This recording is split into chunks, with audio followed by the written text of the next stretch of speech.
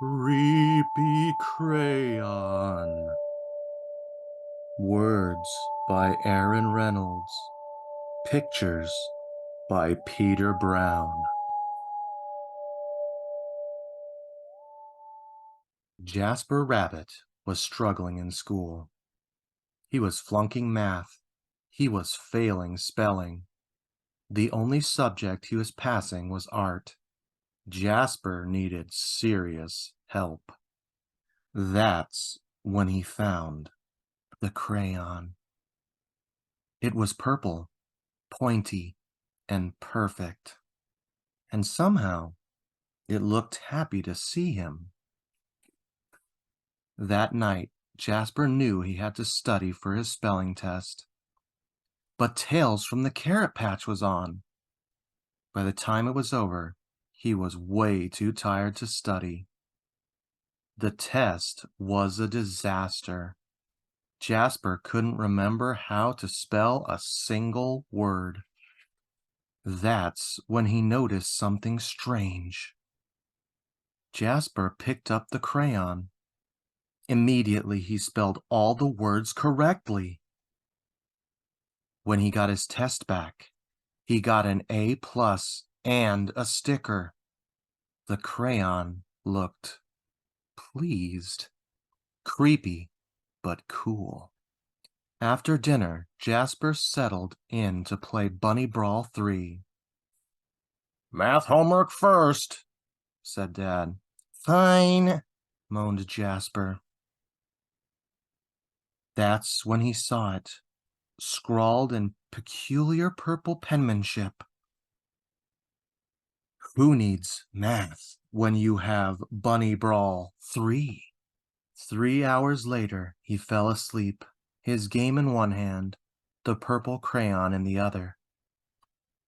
When Mrs. Lopshire announced a surprise math quiz, Jasper panicked. He reached for a pencil, but instead his hand wrapped around the crayon. Suddenly, math seemed easy. He knew when to carry the one. He knew when to borrow from the bigger numbers. It was like the crayon knew exactly what to do. After the quiz, he saw it, written on his backpack. Jasper plus crayon, forever. Jasper felt a shiver go up his spine. The next day was the deadline for the poster contest. Jasper had been working on his entry for weeks. It just needed a few finishing touches. The purple crayon rolled across the table all by itself. But Jasper ignored it. "Don't ignore me!" He shuddered. He scrubbed the writing off the table. He zipped the crayon into his pencil case. He tried to forget all about the crayon. But when he woke up, his precious artwork was better than ever.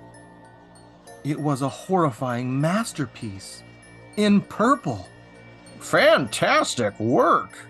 cried Mr. Hoppypot. "You should be very proud." But Jasper didn't feel proud. He felt eked out, freaked out, creeped out. When he got home, Jasper descended into the deepest, darkest corner of his basement. He put the crayon in a dusty box and locked it tight. He went to bed feeling much better. But when he woke up the next day, there, on the mirror, "You need me."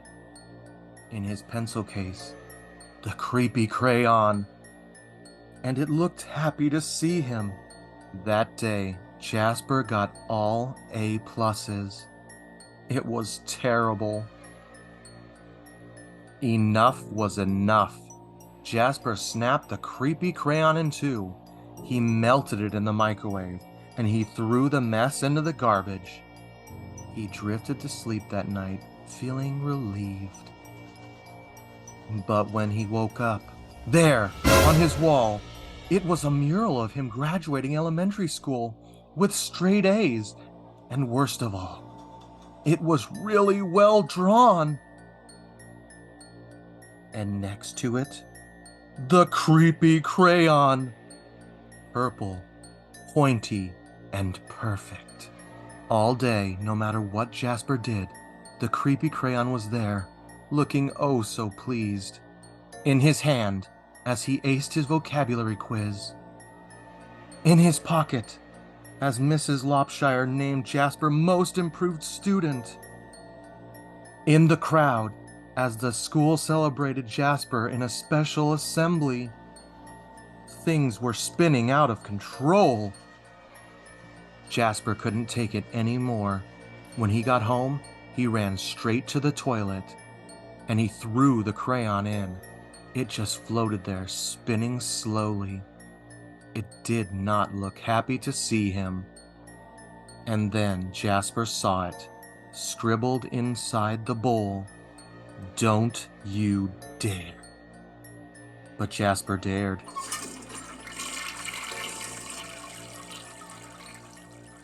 That evening, Tales from the Carrot Patch was on, but Jasper studied for his spelling test. His eyes kept darting to his pencil case. No creepy crayon. He flung the toilet lid up. No creepy crayon. He got into bed nervously watching his walls. No creepy crayon. During the test, Jasper spelled ocean wrong, but he spelled courage right. He got a C+. It was glorious. It wasn't an A, but it was his. He headed home from school that day, finally feeling free. Far, far away was an old sewer pipe. Out and away floated the purple crayon.